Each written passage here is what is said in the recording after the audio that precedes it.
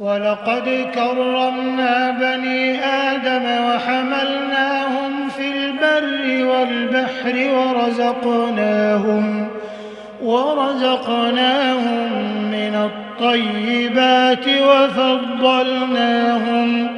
وفضلناهم على كثير ممن خلقنا تفضيلا. يوم ندعو كل أناس بإمامهم فمن أوتي كتابه بيمينه فأولئك يقرؤون كتابهم ولا يظلمون فتيلا. ومن كان في هذه أعمى فهو في الآخرة أعمى وأضل سبيلا. وإن كادوا ليفتنونك عن الذي أوحينا إليك لتفتري علينا غيره وإذا لاتخذوك خليلا. ولولا أن ثبتناك لقد كدت تركن إليهم شيئا قليلا.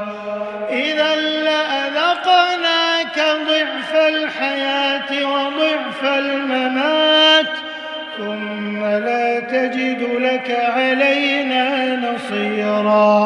وإن كادوا ليستفزونك من الأرض ليخرجوك منها وإذا لا يلبثون خلافك إلا قليلا. سنة من قد أرسلنا قبلك من رسلنا ولا تجد لسنتنا تحويلا. أقم الصلاة لدلوك الشمس إلى غسق الليل وقرآن الفجر إن قرآن الفجر كان مشهودا. ومن الليل فتهجد به نافلة لك عسى أن يبعثك ربك مقاما محمودا.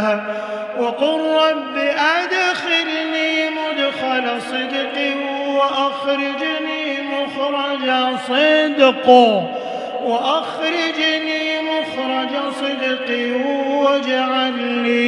واجعل لي من لدنك سلطانا نصيرا.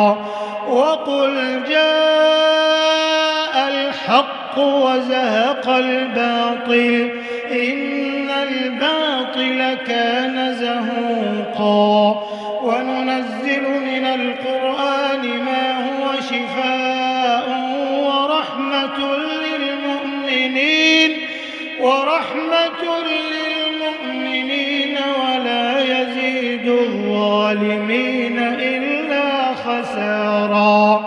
وإذا أنعمنا على الإنسان أعرض ونأى بجانبه وإذا مسه الشر كان يئوسا.